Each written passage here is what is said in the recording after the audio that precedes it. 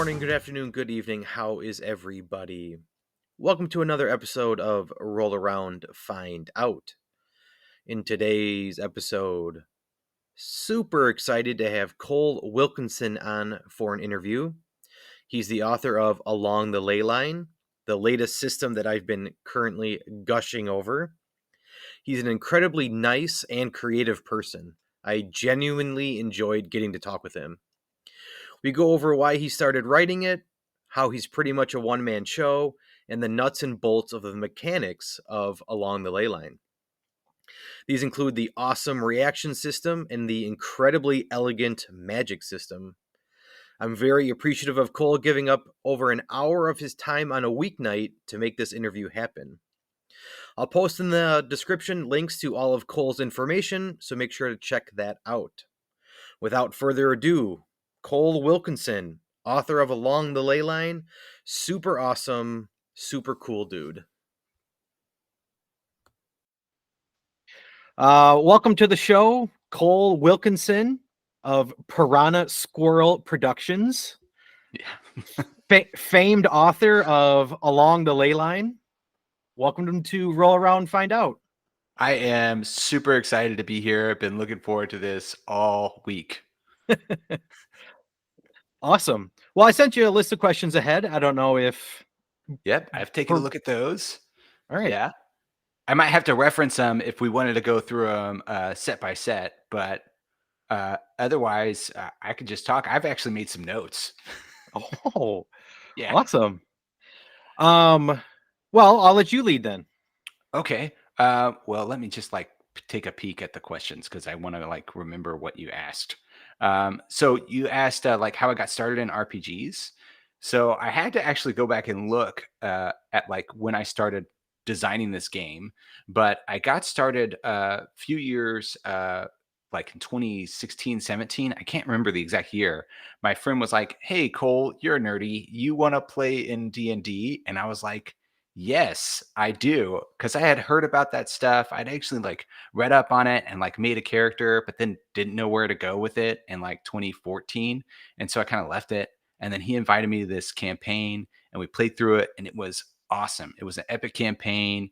He based it off of some Brandon Sanderson books and we got these special things that went into our characters and gave us extra powers and stuff. And I played a turtle named Yam, who who was a common language learner. So he didn't know common very well. So he was always not really good at communicating. And he was a rogue. Obviously, I was playing a Ninja Turtle. It was great. So, so we had a good time. But then through playing that game, I was like, oh man, I wish combat was faster. And nothing on the GM. He was great. And nothing on the sessions because it was my first time and it was wonderful. But I just felt hey, we could change stuff up. I don't know if it's natural for everybody to feel this way, but I definitely did. And so in the back of my mind, I was thinking, how do we do this different? And I kind of do that for everything. If I see, art or something I like, the people that I like, I'm like, how do I do that? How could I do that too? And so that's sort of what led me down this journey. And so in 2018, I started to really think about how I would go about making a new system and what I would do to change it. And in 2020, I started really writing it down, seriously. Obviously, a lot of crazy stuff happened in 2020. You had a lot of time on your hands to do things. And then between then, I ran 2 campaigns of D&D, D&D 5e. And so I kind of got to know the system a little bit better and got to know what I liked about it, what I didn't like about it. And then in 2022, I started playtesting with some of the friends I had from that second campaign and playtesting this system along the Leyline. And it had a lot of different changes happen throughout the year. I ran a couple of one-shots with it before that. And a lot of changes happened between those one shots, crazy changes. I know you mentioned in your last podcast about having a +1 system. It actually started that way, where there was step dice and then there was a +1 and then it just was clunky and it didn't really work that well. So by having, well, I guess I should kind of explain this mechanic for the listeners, is like when you do anything in the game, you just roll one die and that's it. And then everything, like the goal of the system is like everything goes off of that one die roll. And so there's very little that you have to crunch, because when you're playing role-playing games, you're the computer, right? There's nobody to do the crunch for you. You have to do all the crunch. And so if you're trying to think about what is my character going to do, and then you have like 5 other steps of what I got to do to figure out how this resolves, there's just too much. So I wanted it to be really, really small, like crunch for you, but still have like lots of things that you could do. And so with step dice, as the dice go up, your probabilities change. And so if you start at D4, like your chance of failure is pretty high. But then if you go to D6, right, there's more numbers on the die. So there's more chances of success and so on and so forth. So you don't have to do any crunch other than picking the right die to roll. And if you mess that up, you just roll the right die the next time. So it Sure. makes it a lot like faster as far as like solving things. Another thing that I didn't like when I was playing D&D is like all the players were rolling and they looked like they're having fun rolling the dice. And as the DM, I was like, oh, well, I want to roll the dice too. When do I get to roll the dice? So I made it opposed so that when the monsters attacked or other things happened, I would roll a dice and they would roll the dice. Who got the higher die? Well, then the obvious question is, well, what happens if they're the same, right? If they tie? And so in my system, I made it like the time slows down and you have to like look at what's happening. Like if you're, let's say, swinging at the orc and the orc blocks and you reach a tie, then the swords clash together and you describe how you're like struggling in that like wonderful, fantasy like power struggle of the two clashing swords together. And then you both roll a d20 and whoever gets the higher one, well, then they win and they get like an epic push the other guy down, slash them, epic stuff can happen. Or if that ties again, then they're just like locked in blades. And that's all they can do is just be struggling with each other. Everybody else is like battling around them. So that was kind of like what I really liked about my system, about how it works.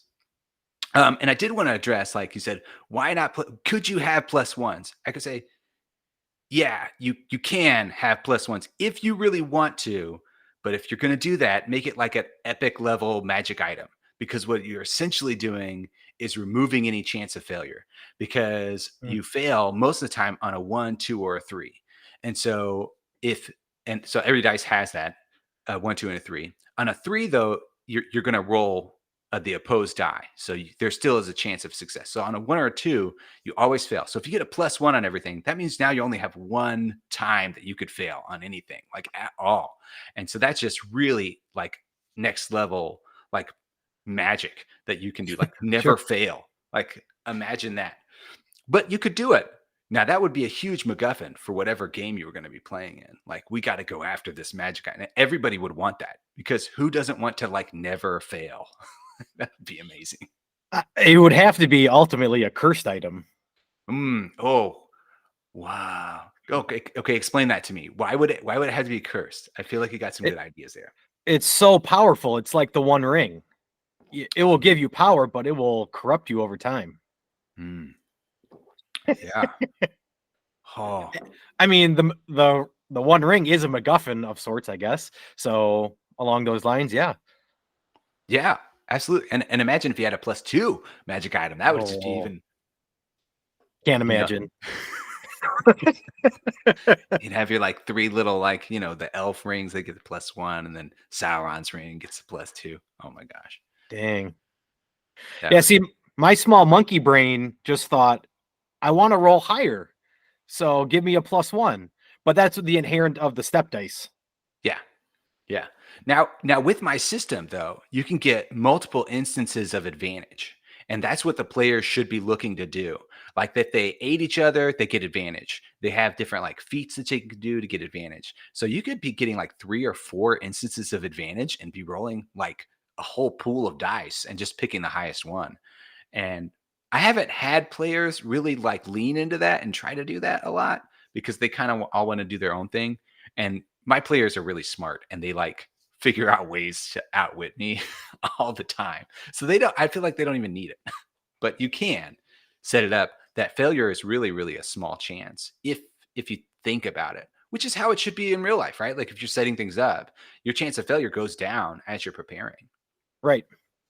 I to your point about clunky with D&D, I mean, it progresses, your stats increase, your proficiency bonus increases, Yeah.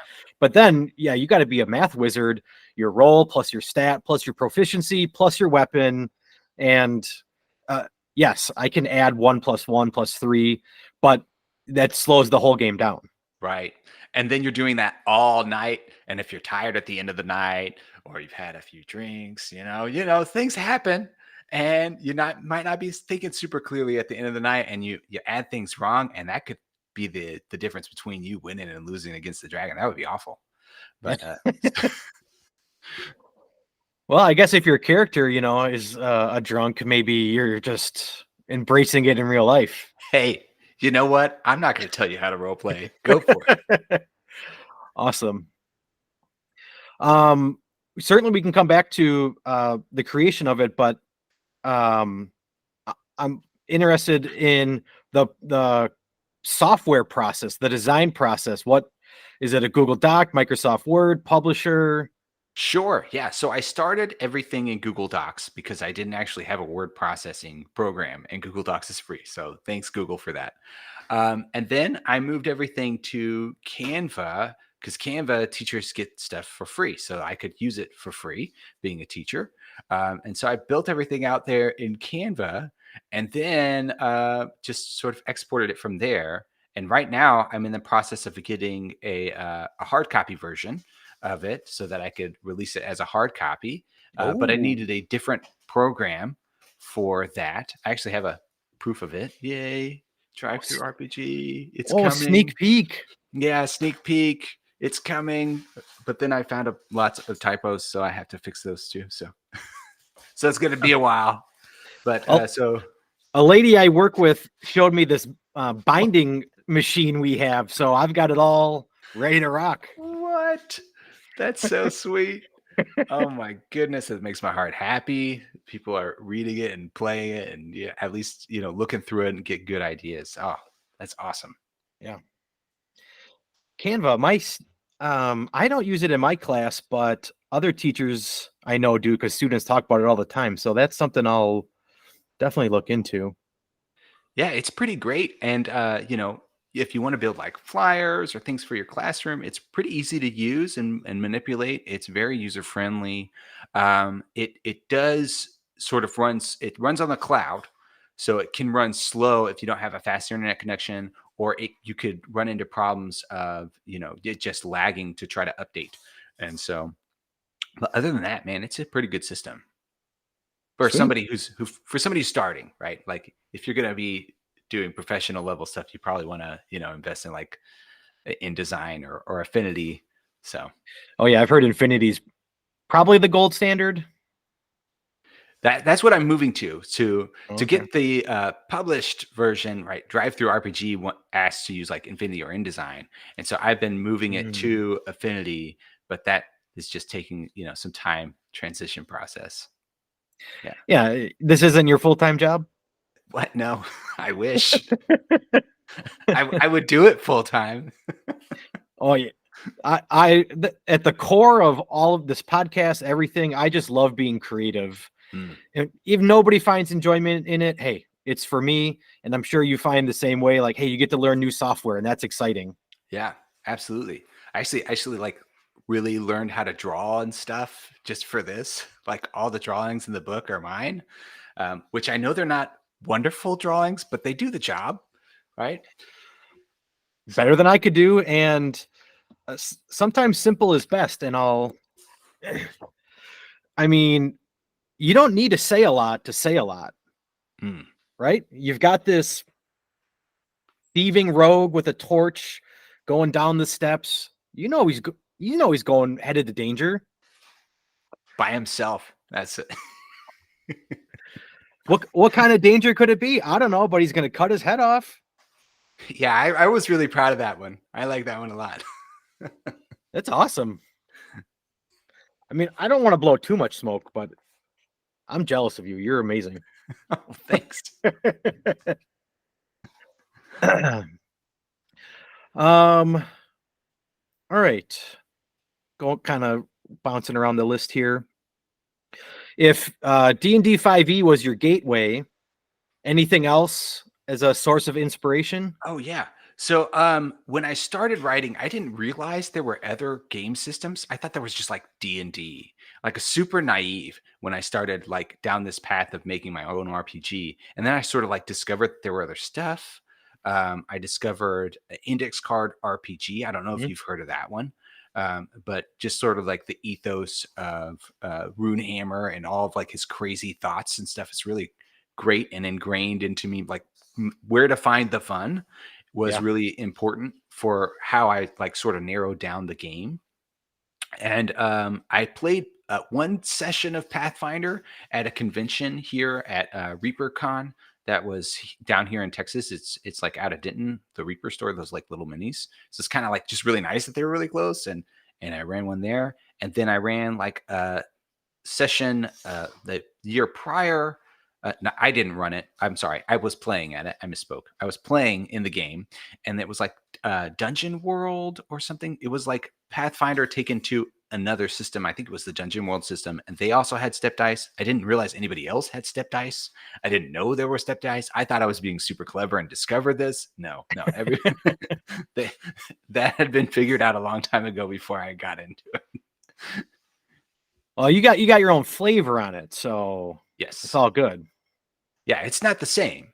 It's not the same. No bonuses. It's just straight up moving up the dice, and that's it. Yeah. Anything other than Dungeon World?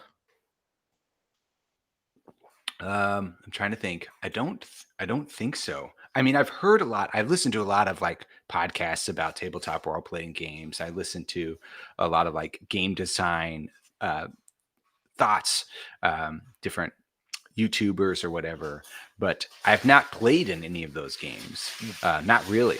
I would love to play in those games, but like I'm busy running this game and making sure it's like the best it can be. So I don't think I'll DM those games or referee or GM or whatever you want to call it. But I'd be happy to play in one if anybody out there is offering. Well, maybe we can work something out. We can do something Yeah, I'm down. perfect. I'll run along the ley line for you, and you can run some other system for me. Yeah, deal. You got a deal. Mark it down. Awesome.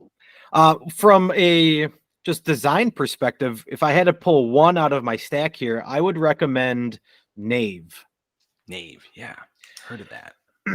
One thing that there's lots of things I like about it, but in character creation, it's like you're done in like 3-4 minutes, and you roll on these tables and you let the die like build your character.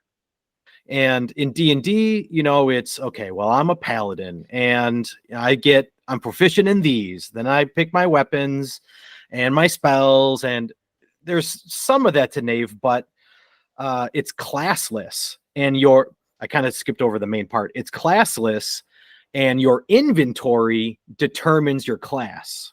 So if you want to be a magic user, you're carrying 5 spell books. If you want to be a barbarian, then you have to carry, your warhammer. But a warhammer is like 3 spaces in your inventory, Oh, so it that's limits. okay. So you really have to do inventory management. Yes. All Yep. right. How many slots do you have in Knave? Is it Uh, 5? I want to say 10, but I as like an average, but I think it is based on your strength stat. I think it's like base 5 plus your strength stat. Okay. Now, do they have like the standard array like of D&D of your like strength and constitution? It's like all like that. Okay. Or is it like, Uh, because I know some systems like pare that down to do like 3. Let me search it up because I forget. Knave character sheet. Uh, I th- this is just me being unprofessional. No, it's all good. Let's see. Strength, dexterity, constitution, intelligence, wisdom, and charisma. So that's the 6, right? Yes. Yep. Yeah. Standard array. Yeah, I guess maybe it's not standard array, but whatever. That's what I'm calling it. That's what it's called now. Standard array must be like the 15. Yeah. Right? Yeah. Okay. It's the numbers, not the Yeah. not the stats. Not the stats. Yep. Yeah. But the standard D&D stats, which I thought about for a long time in like the really early versions of this. And I actually had like a whole, this is not uncommon for people who are beginning to write their own system, like rename the special stats and put them in different places.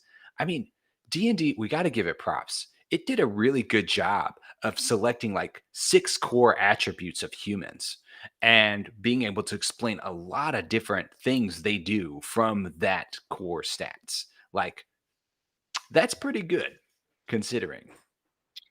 I mean, there's a reason why it's the most popular role-playing game out there. Right. You know, a little bit of marketing, but it's not terrible. Yeah, no. I mean, it's a great system.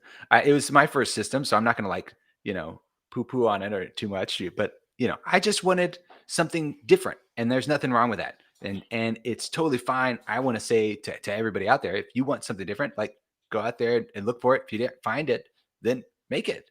That's part of the fun. That's part of the hobby, is making up our own systems and finding the things that we like and being able to tweak it and hack it and adjust it. On Drive Through RPG, nothing I have is tested. It's just whatever I felt like making. I have a system based on Yahtzee. What?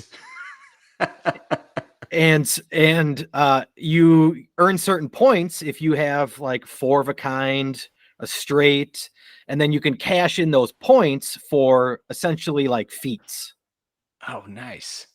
That's wild. I'm going to have to look up that because I have a friend who just absolutely loves Yahtzee, and I'm going to tell her about this and see what she thinks.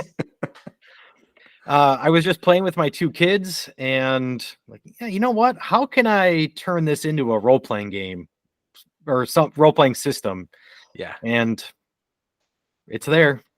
So when you like go to do checks, you just like roll check. Is it 6 dice in Yahtzee or is it 5? 5. 5d6? Yep.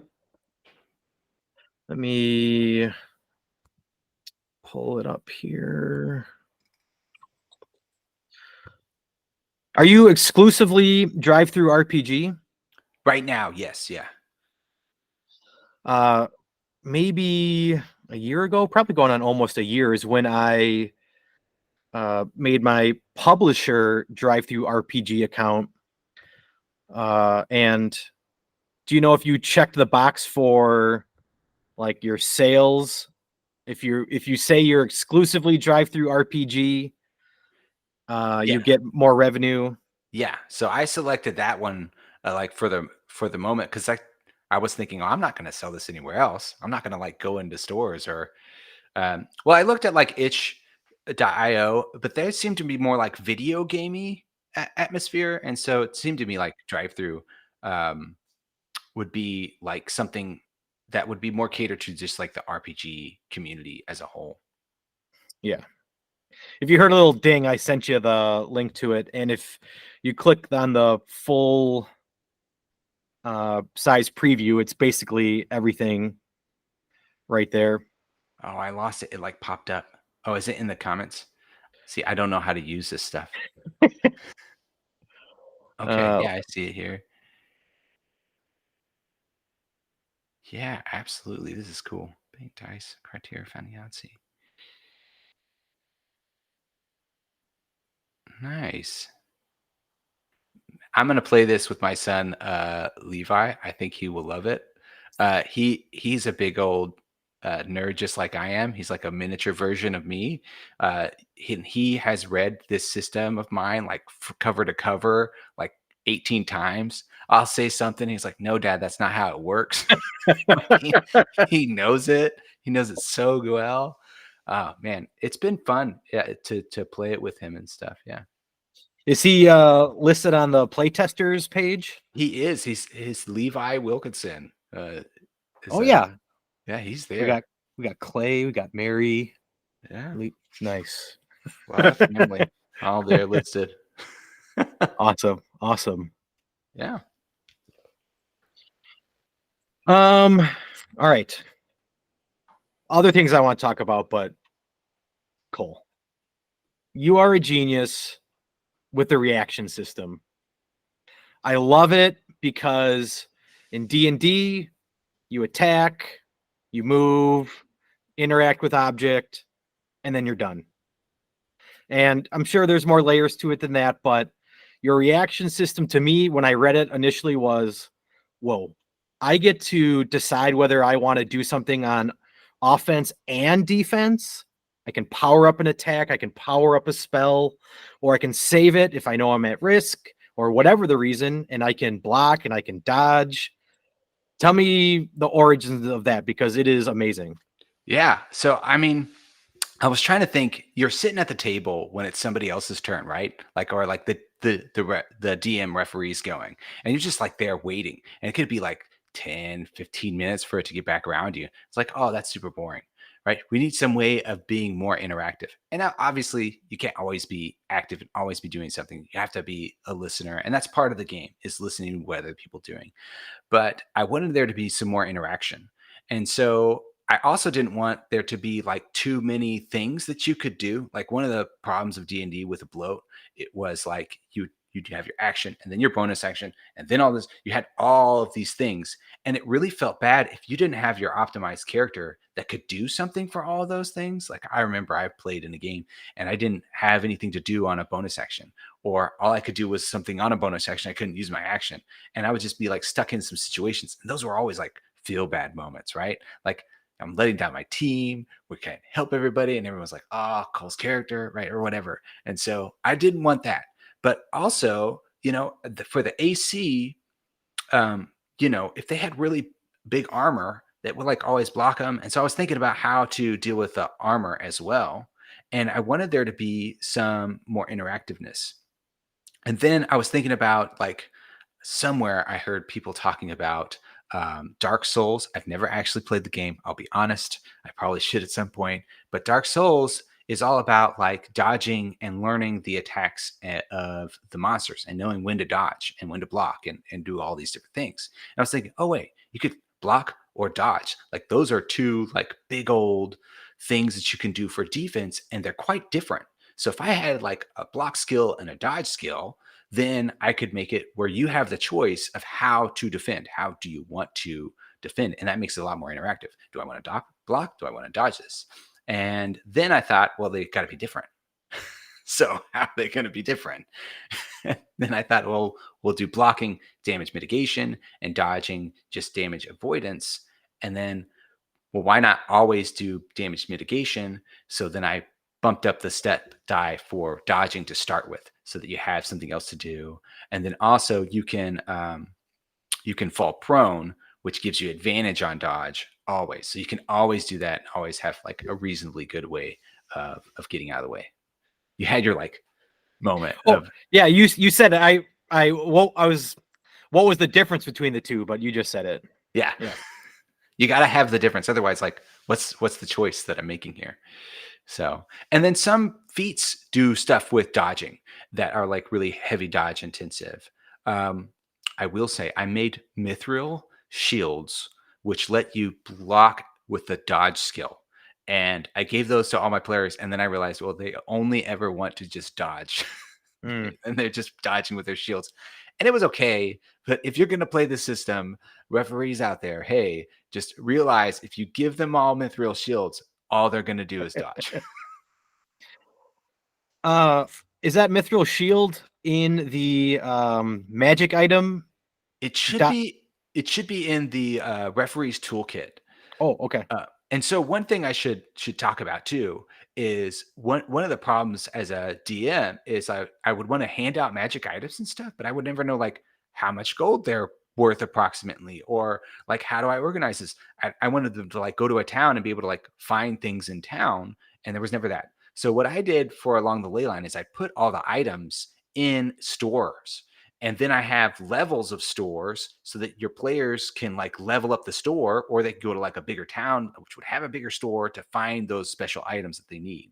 So I think it's like the blacksmiths, like level 2 or 3. I think it's level 2 because level 2, they get like what I call quasi magic items, which have a constant effect. in Along the Leyline, magic items can lose their magic for some, like at some point, because they're overpowered.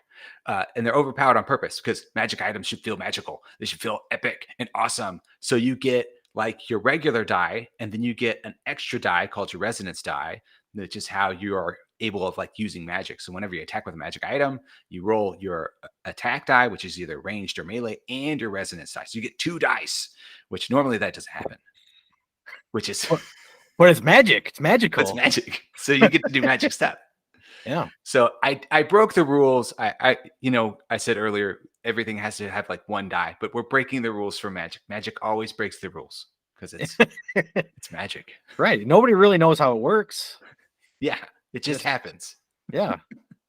That's great. And I should say I have read through these, but in my small monkey brain, I mean, you are the master, and I forgot all about the magic dice. Oh yeah. Like I bet a lot of people will forget about that. Oh man. This is the thing. Like whenever you're making a document for other people to read, like I have all like the vision of what it is in my brain. And it's like, how do I get it out in a good way that you can see it? And I've been going back and looking through like my players to them. I'm like, I don't know if I explained that well enough. So I need to figure out some way of like getting a forum, because when you commented on a drive through, like I didn't get any notification. It was just like by luck that I went back and like actually looked at that page again. And then I saw, oh, somebody left me a comment. Why did I get noticed about this? So I need to like set up a Discord or something. And when I do, I'll let you know. I am not a Reddit user, but I've done one other interview with an author, and he was a big Reddit guy, and that's how he kind of got the word out. He must have posted it in a subreddit of TTRPGs or something, and that's how he got his exposure. Okay. No, like I mean like where people can ask questions. Like did he set that up and like through Reddit just be like, hey, I'm the maker of this. Ask questions here. Basically is what it was, but yeah, I kind of compared it to something that's not the same. With Discord, yeah, you can go back and forth and have discourse. Yeah. Well, I'm on Reddit too, and I post stuff there to get the word out. I haven't blown up there, but yeah, it's a good site. Care to share what our sales like? Have we over 100? I don't think I've got over 100. I had it originally. You're gonna feel bad because you actually bought it, but I had originally posted it for free, just to kind of allow people to check it out. And then I realized, like, hey, no, I put a lot of work into this. I should kind of, um, have people pay me. And so then I made a like quick start guide so that people could easily get into it and kind of know if it's for them or not. So while I'm talking to you, I'm like pulling up the sales report so I can give you like a number if you want to know. Is the quick start free? I can't remember. The quick start is free, and then there is also a free adventure about the bearded knights. The bearded knights, and you go like, yes, you would make a great bearded knight. By the way. Thank you. That is a rocking beard. Yes, thank you. But yeah, you go and like bring them supplies, and then there's like this lady dwarf who teaches you kind of how to fight and kind of walks you through some of the mechanics, and then flying eyes show up and you have to defeat the flying eyes. Like it's super basic, and there is like a way that you could kind of role play making your characters if you wanted to. I will be honest, I've never really kind of play tested that part of the adventure, but you could try it out and let me know. But it is free right now, so it also comes with little bitty paper minis that you can print out of the flying eyes, and you kind of fold them together, and then you have something for your table. Because I know a lot of people don't have minis, or they don't have like a way of getting minis really easily. So I wanted something, because I think this game works best. You can do it Theater of the Marne, like it works. I've done it, but it works a lot better as a tactical game. So there is printable battle maps and printable minis on those, and it's free. So why not? You've got lots of accessories, I'll say, battle maps and things posted on your account, so People have to check that out for sure. So to get back to you, I have 80 orders of Along the Leyline, the player's tome, right now. And so it is in 3 different like core books. I don't know if you can call the expansion a core book or not.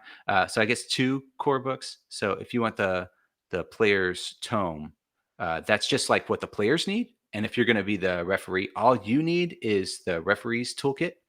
And then if the players want more stuff, they can get the player's expansion. And that has a lot of more species in it and a lot more backgrounds and some more spells. So it kind of breaks it up a little bit. Are we going to update that with those frogs you sent me? I am actually planning the frogs to be their own little bitty mini supplement thing. All right. With the adventure tied to it and spells. Take my money. Take it. So for the frogs, there's going to be this mad wizard who wants to turn the entire town into frogkin. And so you have to like either talk him out of it or stop him or get everybody to leave town. I don't know. Or just kind of go along with it and become a frogkin. Hey, that's the beauty of role-playing games. Yeah. Slight sideways tangent here. Are you a gamer? Are you play the video games? I play a lot of Pokemon. I have small kids. I've played growing up as like a high schooler and early college guy. I played a lot of Halo, like tons and tons of Halo. I played Kingdom Hearts.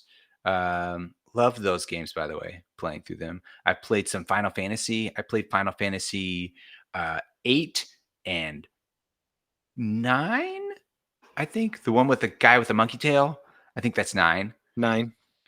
And then I played and beat 10, which 10 is, oh my goodness. 10 was great. Final Fantasy 10, highly recommended.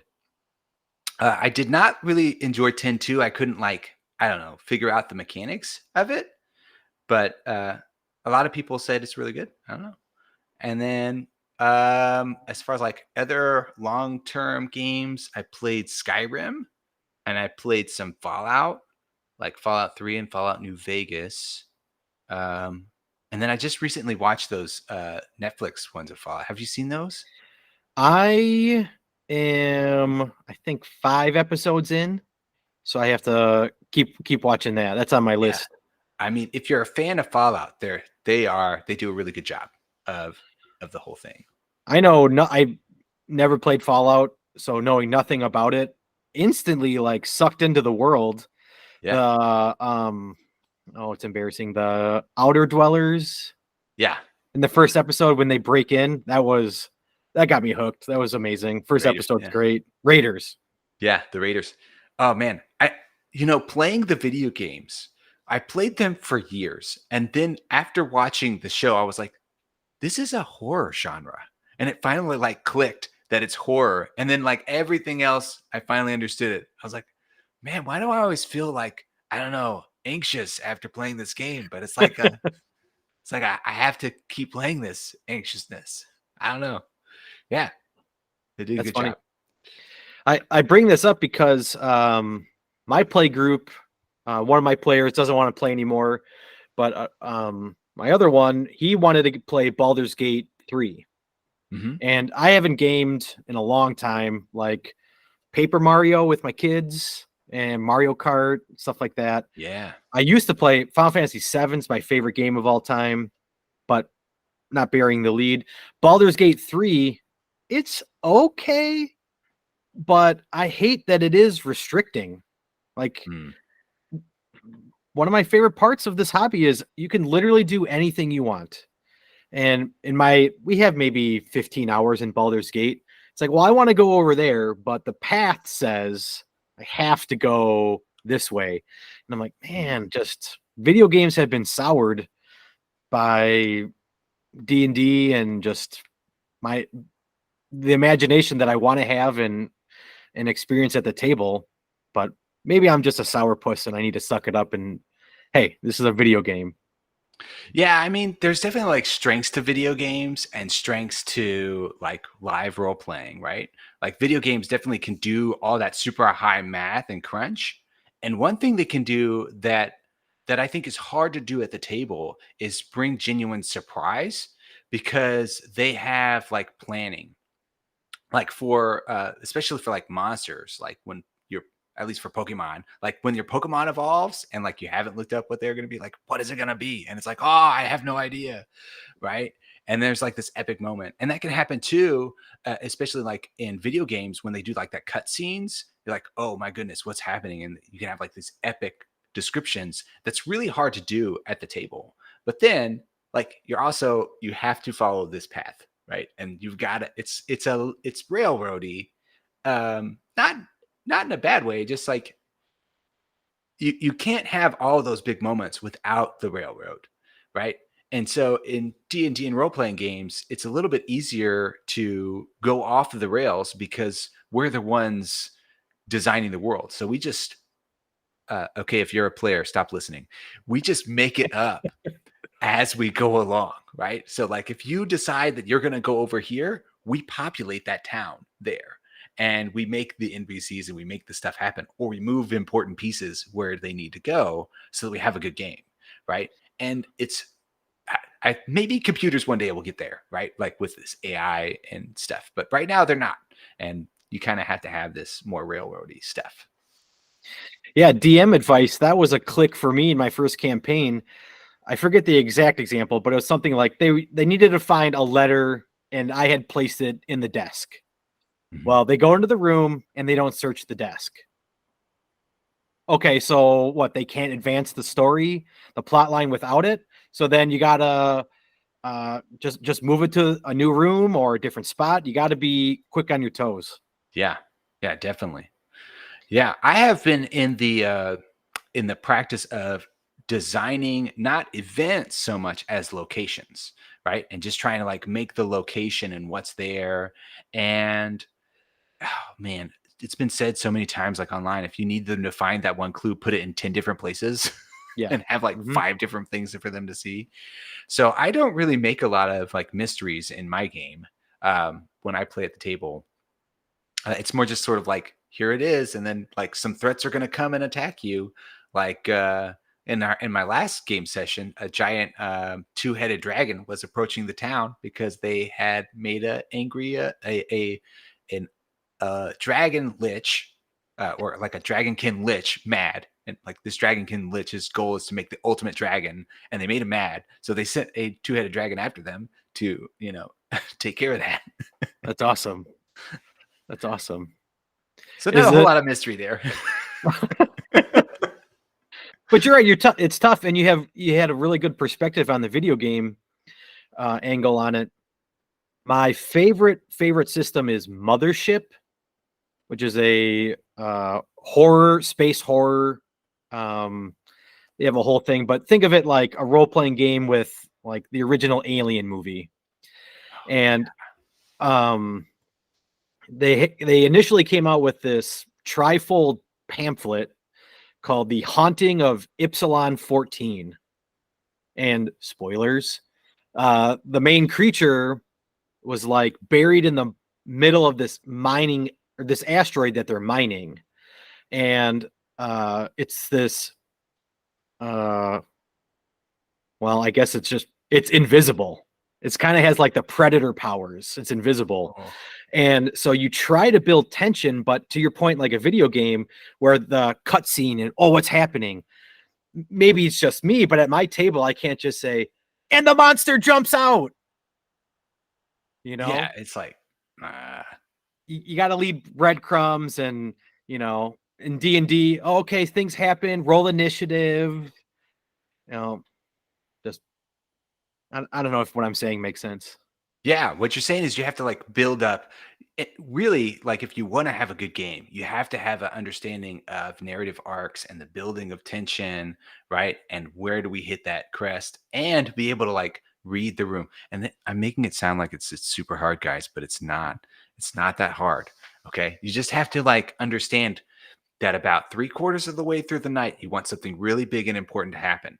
And up until then, you want to kind of lead the players along and have little things happen up until then. I should say, like before this monster crest the hill, they had a kid run through town and say, there's a dragon, there's a dragon. Nobody was paying attention because it was just a little kid, right? Who he's playing, right? And then they saw on the other end of town, there was a giant tentacle monster. Yes, I did have like a plan of Godzilla and the giant tube monsters destroying the town happen. That didn't end up happening because of things the players did. We won't get into it, but but you have to lead the players up to that point. You can't just be like, and then Godzilla stomps on you, right? And game over, you lose, right? That's boring. That's no fun. You've got to have that story. You got to build up to it, and then you have to have the falling tension. It is an art form for sure. Yeah. And yeah, anybody can do it. And me personally, for my Dungeons and Dragons club, youngest grades are 5th graders, and I have a 5th grader running a table of 4 other kids, and he does it every other week for 2 hours. Wow. So he's up for 2 hours? Yeah. Holy smokes. Well, as a teacher, there's chit chat about, the day, whatever. Right. Hey, get off your Chromebook, stop playing cookie clicker. It's yeah. But control. But a kid is running a table for 2 hours, like every week or every other week. Every other. Yep. Every other week. Oh my gosh. That's awesome. Yeah. I thought you were doing like a 30-minute after school program. This is intense. Yeah, 3 to 5. Wow. Oh, and so what are some of like the struggles that your students have in this club when they're trying to like start playing a game or while they're playing it, where do they hit walls? I noticed too late. I think I'm going on my 4th year, and with D&D 5th edition being at the time, my only knowledge base, these kids would come in and I say, okay, do you want to be a human, an elf, a dwarf, a half elf, dragonborn? Okay, what do you want your class to be? This, that. And they're just overwhelmed by choice. Mm. So, something I've got here, which was a big inspiration, Tricube Tales. It's basically, the character sheet is write down something you're good at, something you're bad at, and if you're good, you roll 3 dice. If you're bad, you roll 1 dice, d6s, and then everything else is 2. And so just real simple, no paladin, no sorcerer, wizard. You don't have to distinguish the difference. What do you want your character to be good at? And I'm pretty sure I mentioned it in one of my episodes, but I have a kid that showed up like maybe a month ago, 6th grade. I say, okay, you can be anything you want. You just write down what you're good at, what you're bad at. And he says, okay, I want to be bread. That kid is awesome, by the way. Yeah. Shout out to Zane, 6th grade Zane. And so he just like wrote down that he can regenerate. He just grows like more bread. But his weakness is he can't swim because it'd be soggy bread. Can't get wet. Can't be in the rain. And that's probably my best joy of being a dungeon master is, the hell am I going to do with this? But especially as a teacher, I can't say no. Let's do it. Let's rock. Let's make it work. Yeah. I mean, oh gosh, it just makes me think of like the Candy Kingdom of Adventure Time. And you have like, have you seen Adventure Time? And that is on my nerd list of things that I need to familiarize myself with. Oh, it is. Your students are the target audience, right? Like middle school brain. Yeah, that is the whole show. It's great. Highly recommend. Candy Kingdom. If you want ideas of what can go wrong, Candy Kingdom episodes. I think it's like the first episode. There's like a zombie outbreak, and then they do it in like season 2 where they have like a bunch of problems. Yeah, I won't spoil it. I won't say anything else. Okay. Yeah.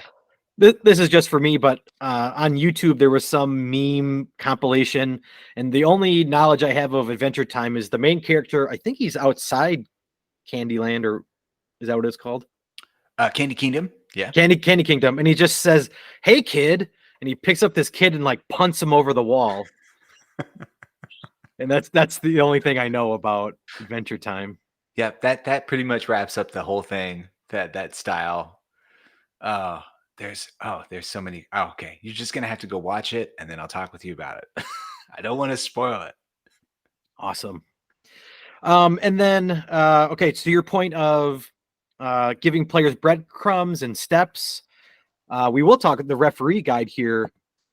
One great advice. I feel like you went above and beyond. You created a system, great rules, and then you're like, oh, by the way, here's this amazing resource for GMs.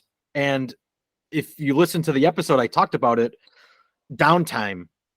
I'm not like an old boomer. I'm not original to the hobby, and it's just, what is downtime? You go and you buy new supplies, and that's it. And I've got it pulled up here. All these activities, I'm just going on and on, but even resting, like that's not a guarantee. Like you're going to get full health. There's no full long rest and you're good to go. You got to roll for it. You got to spend the time to rest and relax. And of all the things in the referee guide, this downtime is like, this will be used in any system I run. This will be used. It's awesome. Oh, awesome. That's good. So the thought was, whenever you have, okay, I don't know if you've experienced this at your table, but I definitely have at mine, where there's like some role players and then there's some like combat players, right? And that's sort of where they gravitate to. So when it gets to like the downtime and stuff in the city, you have the role players and they just kind of take over. And then the like action ones, they're not like doing anything. And that's not necessarily bad, but I wanted to kind of make it even for everybody, so everybody felt like they had something to do, and give a little bit more structure if you needed it, especially if you had one of those players that was just like dominating the table, that you could do to like redirect people. So like I wanted to break it up into turns and to have downtimes be turns and have discrete things to do on downtime so that players could actually get things done, and not necessarily like they had to take a bunch of time to do it. Just be like, hey, I'm gonna, train. And then they roll a die and okay, I got a tick because I trained. And that's good. They felt like they did something, they were active in the story, or they could do something more, elaborate. I want to go on a hunt to find this special magic item and see if I can find somebody to buy it from or to sell it to, right? Those are different things you can do. And so I try to break it down into discrete actions, and gamify it a little bit more. Not necessarily that you have to play it gamified like that, but just to give it some structure if you needed it. And as far as like the healing goes, like an original D&D, like BX, I think it was just like 1 HP per day. Like if you rested the day, you got like back 1 health point, and that was like it. So like absolutely healing magic is super important in D&D, and healing magic is also important along the ley line, but I wanted to make it simple as well. So whenever you heal, it's always D10s. I don't know if you caught that, but it's always D10s whenever you heal anytime. And then whenever you regain mind, it's a D4. So it's always like super simple to remember. So whenever you're running the game and like they have a healing potion, what is it? It's a D10. It's a mage's guard. They're trying to regain mind. It's a D4. So it's just like super simple to remember and keep going. So if you rest, like if you sleep through the night, then you get a D10 and a D4. If you are like in a tavern or whatever, you get 2 of those. And then if you still aren't back to full health, then you have to like spend the day resting, which makes sense. If you have like a broken leg, you're not going to just like get up the next day and be like, I'm good to go back into the dungeon, back to full health. Like, what are you talking about? You almost died yesterday. Like, you need to take a break. And even in like the fantasy world where there's like all kinds of crazy stuff, I wanted there to be a little bit more consequence of getting damaged and stuff to feel it. Like if nothing else, to add to that like story that you are now resting and healing.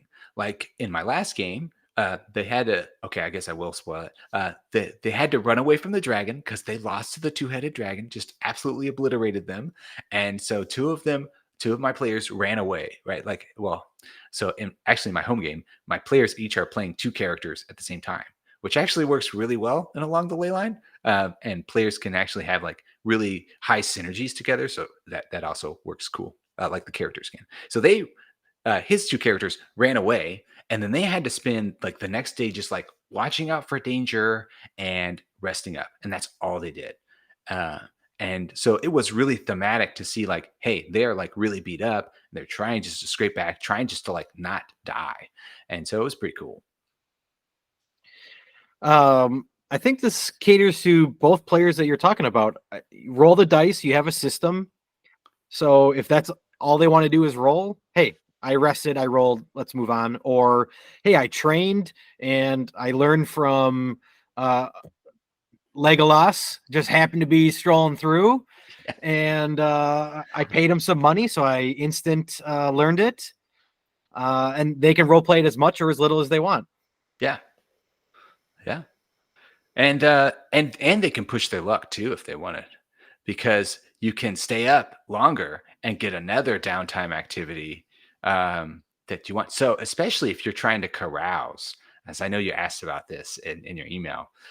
So in D&D, like the original BX one, whenever you got money, it wasn't XP. You had to spend the money to get the XP. So you had to like, okay, you found 1,000 gold pieces. If you can't cart it back to town and figure out a way to get it back to town and spend it, then it's useless, which makes perfect sense. In my game, I wanted it to be a little bit simpler. It's just like you found it, you got it. Like there's your XP, there's your gold, and I wanted it to be really simple for people. So it's like every 100 gold is 100 XP is a level. Like every time you get it. But then it's like you have these moments where you have a bunch of gold and you don't have anything to do with it, and it's like all I want to do is level up, right? Like all I want to do is get more power, more spells. How do I do that? And so I wanted to have a way to allow players to spend gold, not to get items, because maybe they have the best items. They don't need anything else, right? Or they can't buy it anyway. So allow them to spend the gold and get the experience. And which makes sense. If you're like carousing, if you're going like gambling or roughhousing, or like you're going to go, carousing doesn't have to be like all like sinful things and gambling and you can actually like carouse by giving away your money, like especially if you want to play like the ascetic kind of character or the priest that just like is giving it to the poor and giving it to the orphans, right? That which I've played characters like that in the past and wanted like a way like my character would not spend the money on themselves, right? They would give it all away because I'm trying to play like the super high noble character, right? So I needed a mechanic of not penalizing that, right? And so by giving it away, you get experience, which allows you to level up, which kind of makes sense. If you're playing that like super pious character, then the deity is going to reward you for that in some way, give you more powers or whatever. Yeah. Yeah, great point. Another system that I love, Bare Bones Fantasy. Their leveling system is combat experience, of course, treasure, of course, but it's not bonds and ideals, but we'll call them that.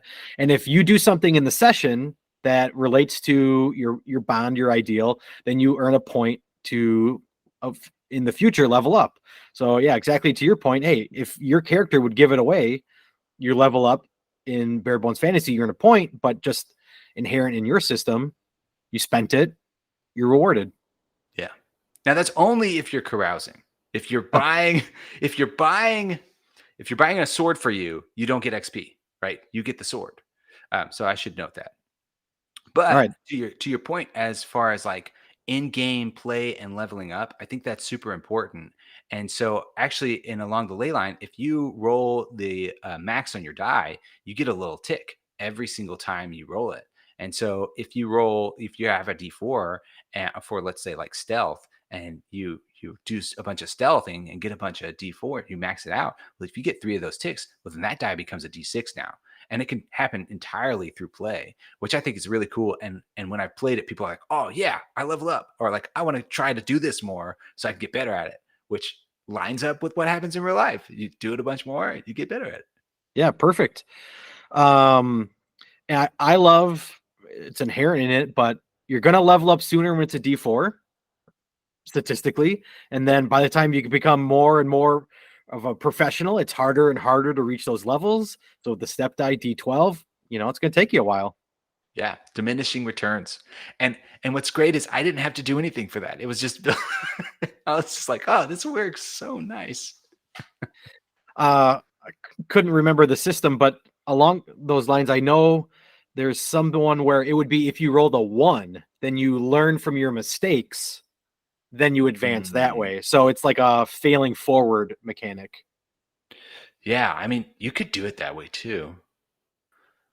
I will leave it to the referee to decide. Yeah, That's yeah, that's what both work. yeah. I would say probably don't do both.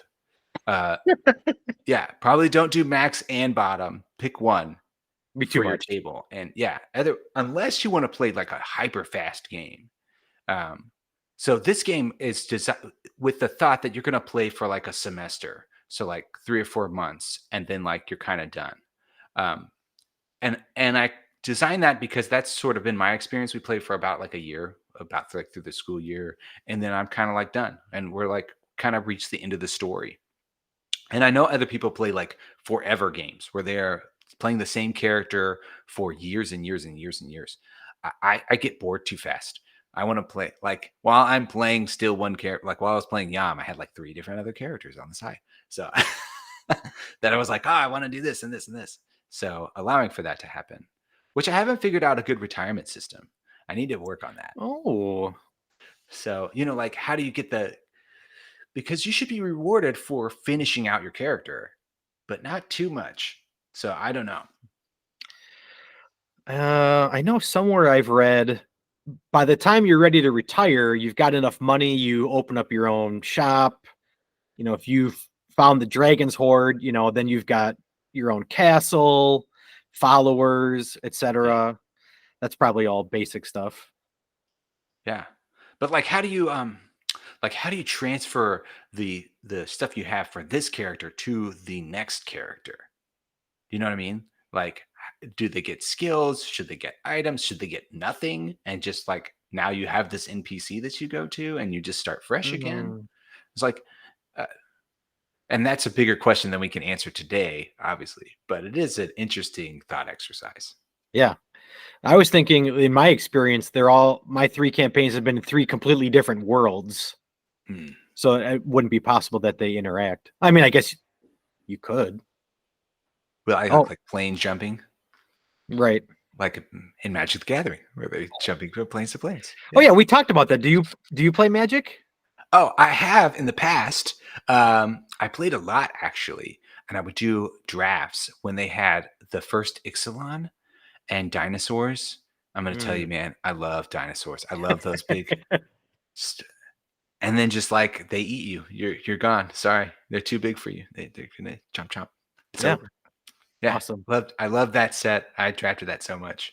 Um, but I tried to get together I know Magic the Gathering people are going to hate me. A red deck where it's just burn. But I had my own little take on it. Uh, but it didn't do super well. It was all right, but it never really took off. Um, and then I played some Commander as well. Um, Obviously, with all those dinosaurs I had to do something with them from the drafts I made. I think it's Gashath is how it's pronounced. The Oh, sure. dinosaur the dinosaur that when it attacks, however much damage it deals, you flip over dinosaurs from the top of your deck, and all the dinosaurs that are there you get. And I mathed it out so that you should get at least one every single time, or actually like 2 or 3 every single time. So it's ramp and dinosaurs. That's the deck. That's great. I can't remember its name, but I have a mono green dinosaur deck. It costs 12 or 14 to get out, but that cost is reduced by the amount of power of creatures Oh that you yeah, have. that dinosaur. Oh yeah, I forget. So you just play all these fatties and then drop it, and they're gonna kill. It's a 12/12, and dead right away. Well, I still have all these other creatures, so I'm just gonna recast it for like yeah. nothing. Because So you still get the discount even on like the commander tax, right? So yes, yep, that's yeah, great. That's perfect. awesome. Well, right around an hour. I've got 2 more questions. Sure. Um, I had it and then I lost it. Let's go with what's next. Oh, this is where my list comes in that I've prepared. Oh, okay. Oh, Well, let's back it up. I found my other yeah. question. Okay. You had mentioned it. Any use of AI on this, and your thoughts on AI? This book and all of the stuff that is on Drive Through RPG does not have any AI in it. I will say that for one version of it, I started using AI art, and then I kind of like looked into it more and like wasn't sure where they were pulling their sources from and if they were taking it from other artists. So I didn't feel super comfortable about like selling it, not knowing where they were sourcing their materials. I was having it create. Like I don't know if you've seen like those medieval woodblock tile things. Mm, Have you seen those? Like I don't know if you've seen that art. Where they well in medieval times they would take a chunk of wood and they would carve out on the wood and they would stamp it down, and that's how basically they would do some early form of printing. And so I was having it mimic that style for mm. the art, but it didn't. And I figured, well, probably they're pulling from all the old stuff, but I don't know. So I wasn't sure. And I know the community is kind of like some feel like, yeah, use AI, some feel like don't. And I didn't want it to be a contentious thing. So I was like, well, I'll figure out how to draw. And that's where I figured out how to draw. Okay, enough, I guess. And that's where you get it. Yeah. Love it. Love it. It's great. So I spent my summer sitting out watching my kids play on the playground, and I had my little sketch thing going and just drew and drew and drew and drew. And hopefully it's passable. More than Yeah. passable. All right. If I could be seen as it was AI, then if I could be mistaken for AI, I think we'll have succeeded in that endeavor. Um, but as to your point for like usefulness of AI and what it's good for, I think definitely for your home table, like if you're going to be building stuff out, go for it. Right. Like I don't think anybody's going to say, don't do that. I would say be cautious if you're going to like sell it, just because you want to know where it's sourced from. Um, and I know like for generative AI, like as far as like chatbot GPT and stuff, that's a really great space to use for if you're stuck or if you need like a wall to talk back to you. It's really great at letting you think through processes. Um, but I find personally when I've used it, it just kind of spits back what I put in a lot of times. It'll change it and add a bunch of stuff to it, but it's not like wildly new ideas, right? Like if you talk to somebody else, they're going to give you like wildly different perspective, whereas Chatbot GPT is going to give you a variation on your own perspective. At least that's been my experience, and I haven't played with it for like a year or so. So I don't know if it's updated or changed since then. Uh, I use 3.0 or 3.5, but they're pushing 4.0. And I was listening to some tech podcast, and yeah, it's where they get the stuff. They don't ask for permission. They take Yeah. whatever. And this blew my mind. Chat GPT 4 is running out of internet. What? It has scoured every date, like almost every database on the internet. Huh. Anything that it like, the World Wide Web, anything it can connect to, it's running out of information. So it would then have that's kind of scary in a lot of ways, a kind of like mind blowing in a lot of other ways. Um, well, it's just like a whole new frontier. It's new technology, and I think with any kind of new technology, you're going to have like a delayed like how do we use this? How do we optimize it? And then once we figure it out, how do we once it's optimized, it becomes like the norm. Like right now, we're having this conversation. I mean, we're in different states, and how wild is that? and Yeah. and how amazing is it? And people would have blown their minds in the 1920s to see if this happening, right? This was the stuff of science fiction. What's like right now? So it's wild. I don't have no idea where it's going to go, and that's I guess the exciting part of being alive. Yeah. Okay. Last question, unless you want to add anything on top of it. What's next? Oh, I have a million different ideas of where to go. So I need to, I think, put a poll up somewhere or ask people what would be the most useful thing, as far as like big. books and big things. Like I maybe want to do like a bestiary, like a monster book where it's just like descriptions of monsters. So I teach biology, so I'm very like ecology minded. What are the monsters doing? How are they thinking? How are they behaving? And I would like to do that for like a whole book.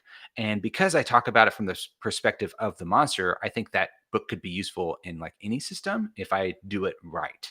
That you wouldn't necessarily need the stat block because you would have like a description of how the monster behaves and like what are its strengths and how is it physically and biologically different.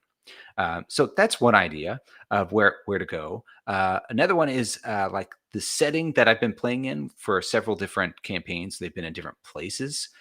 It's called Aerolith, and there's a lot going on. It's like, do people even need another setting book with like flying islands and evil lich kings that are researching magic all over the place? And then there's also like ascended beings that are currently running a giant experiment on everybody in the whole world. I mean, do we need that, or do we have enough settings? Like that's I don't know.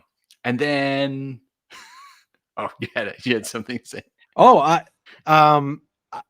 of all the RPG stuff I own maybe 2 setting books, and so yes, I will take it.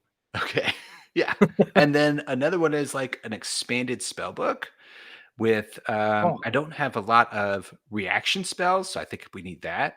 And also we need like ritual spells that do really big things. So all the stuff right now and along the ley line have been catered to doing stuff in combat and really quickly. There's a few long-term stuff like you can enchant things and make magic items, but like changing the entire world or changing like citywide effects or like year effects. So I have like some ideas about how to do that, and maybe codifying that into a rule book. And then one thing I will definitely be doing is continuing to make these short adventures like the Bearded Knights, which we talked about. And then there is Save the Dragon Turtles, which I've made. And then this one with the frogs, which will be called They Croak Every Night. Have you heard that joke? I don't think so. How many lives does a frog have? How many lives? Yeah, how many lives? 1. Now they got a lot. They croak every night. Yeah. Okay. It's a bad joke, but it's a great title. Let me interrupt because Sure. again, the magic system, the component, the effect, where did that come from? That's amazing. Yeah, so in D&D, right, you have like fireball, which is tells you the shape that it's in, and then it's fire. And then but it can only ever be fire unless you take like meta magic, I think. But I wanted like spells to be a lot more fluid and for you to have a lot more. It's like if I could make fire in a giant sphere, I should be able to know how to make it in a small sphere or like in a line or something, right? Or if I know how to make a line and I know fire and I know this other ice spell, I should be able to make ice in a line. So I wanted there to be a way of making those kinds of spells. So I figured out that you really have 2 parts of most spells. It's either the shape that it's taking or it is the effect, right? Those are the 2 pieces. And when you combine them, you get like a full spell, right? So you could have like fire and then it takes up a line, or you could have fire taking up a sphere, or you could have both those being ice. You could have ice in a line or ice in a sphere and all of these different stuff. And then from there, you could do some really crazy things like setting traps, magic traps, Oh yeah. or Yep. breaking bones, and like everybody's bones get broken, which is one of my players' favorite things to do to all the enemies. It's how they beat a dragon once like that. They just like broke its wings, and then it had to like be on the ground, and then everybody could attack it. So it was like, oh yeah, my players have come up with some great ways of defeating these dragons that I've thrown at them. They're really smart. So did I answer your question? I don't know. Yeah, I'm not joking. Every RPG needs this system. Here's what you want to do, and here's what you can do with it, and you get your chocolate and your peanut butter. I mean, Yeah, it's amazing. Now I will say I had to compromise though because for some things they were just super hard to figure out how to break apart like that. So that's where the complete spells come in, Mhm. where you get like these But in order to have the complete spells, I made them like ridiculously powerful because you have to sacrifice getting those spell components. So you're sacrificing flexibility for power, right? For strength. And so there's that. And on the extreme end, I thought, the sorcerers who have like an inherent understanding of magic should be able to do whatever they want with magic. But then I'm like, well, if they could do whatever they want with magic, they could do whatever they want. So we need some kind of limitations. So in sorcery, I've limited it to a specific space. They could do whatever they want in this 1 by 1 meter space, and they could take another feat and upgrade it to 2 by 2 meter space, which actually is a lot of space if you think about it.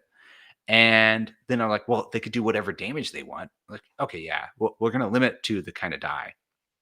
And I played with that for a while. And the hard part was figuring out what stat they would use. And then one of my players told me, hey, we should have it be based on the different kinds of magic. You already have the magic here. And I'll just like describe what I want to do. And you'll tell me what kind of magic it is. And then I'll roll that stat. And I was like, oh yeah, that works out really well. And Yeah. that's what it is. Elegant. That's the goal. It's the goal of the whole system. Be as elegant as possible. Let's see. We should change the back or one of these, the mid crunch. I think you called it an elegant. Elegant. Elegant. Yes, that's a great idea. I will do that. I know it's a pain to change it and re-upload it. Well, I've changed it so much since getting this proof copy that I have, because there's something different whenever you see something on a screen or like hard copy. And I'll tell you, I printed out this whole thing, and I'm dyslexic, so I had to. I honestly couldn't tell. It's great. Woohoo! I did it. So I had to like really carefully read every word backwards to like, I don't know if this is a proofing technique. Fun fact, like if you, instead of reading it left to right, you read it right to left. No, I did that wrong. Instead of reading it right to left, you read left to right. No, whatever. You read it the opposite way. And that way you're not looking for understanding. You're just spell checking. And you can catch a lot more errors like that. Thank you, Miss Ayton. You're wonderful. All right. So shout out to my high school English teacher. I'm pretty sure she was the one that taught me that. If it was another teacher, I apologize. In ChatGPT 4, you can upload a document and then you could say, proofread this for me. It might put its like own slant on it and make suggestions. It's like you said, it's still wild, but I know it can do that. I mean, I'm going to have to look into that. That's, is it worth it? Like, Yeah, buy it for a month. Try it. Yeah. I mean, whenever I looked up how much it would cost to like proof it would be like $8,000 or something. Like, oh yeah. Because they were doing like per word or something. I forgot. It was like way out of my price range. I'm like, I'm doing this on a teacher's salary. Big bucks. Yes. I have so much money to spend on this. That's my budget. This is why I've done it all myself. So, which if a dyslexic person can do their whole RPG, so can you guys. Like, go out there and make something interesting. I mean, this is a lot of stuff. This is amazing bang for your buck. Yeah. Okay. I cut you off. What else great things you got down the pipeline? Did I talk about the short adventures and like mid-tier adventures already? Yep. Well, those are my thoughts about what to move forward with. I do want to do a Kickstarter at some point to get this like physical book in people's hands and to maybe add some more stuff to help me, come up with like the monster book, the bestiary, maybe the setting guide, the expanded spell book with Grimoire, to get more of those things out there to people. So that's my goal. I know that Kickstarter does stuff in like February. So that's sort of for like Zine Quest, where they really promote a lot of people who are doing indie RPGs like this. And so be on the lookout for that. I will definitely update you when I get to that right now, you and I know we're in this busy season of school. We're trying to like close things down.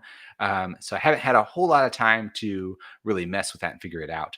But that's my goal this summer, is to figure out how to do that, how to get this game into more people's hands. Because, I want people to play it. I think there's some good stuff in here. Tons of good stuff. It's amazing. It's amazing. You're amazing. Anything else you got? Thank you so much for having me. I mean, it's been awesome just getting to like talk about it. It was great to hear you talk about my game, just that you just found it. I'm super blown away that I got to be here tonight. Thanks. You're the man. We're gonna also have to play Along the Leyline later, and you're gonna be a frogkin, right? Absolutely. Yeah. Do you know which one you want to be? There's 4. Did you look at it that much? I did, but I don't remember the names. Whatever the first one was, I think that's the one that jumped out at me. The poison dart frog. Yeah. Who's like tiny, but then they're poisonous. Yeah. Well, I don't even know how much that's going to come up in game. Like, how many times does a monster bite you? Probably a lot. Anyway, we'll see. Yeah. That's like poison frog. I mean, that's got perfect rogue written all over it. Oh no, they're brightly colored. Hey, you put a cloak on. No, they're brightly colored. Yeah, you're right. I probably can't put a cloak on because then my skin, it needs to be, you gotta breathe. Yeah. Oh man, I got to put more thought into it. Now, if you want to play a rogue, there's a leopard frog kin, and they have camouflage. That's part of their species, because in real life, leopard frogs are really hard to spot because of their spots. You're funny. Nice. I'll have to go back and triple check that. It's good stuff. And that it warmed the cockles of my heart. Hey, you like frog stuff, so I made this for you. Yeah. Awesome. I will definitely you know what? I'll make this adventure. I'll finish it out, and then I'll contact you, and we'll play through it. Sign me up. Yeah. All right. Are your friends gonna join us? You have to reach out to him. Sure. Yeah. Doesn't hurt to ask. Yeah. All right. Cole Wilkinson of Piranha Squirrel Productions, author of Along the Leyline. You're awesome. Thanks for having me. It's been awesome. All right. We'll be in touch.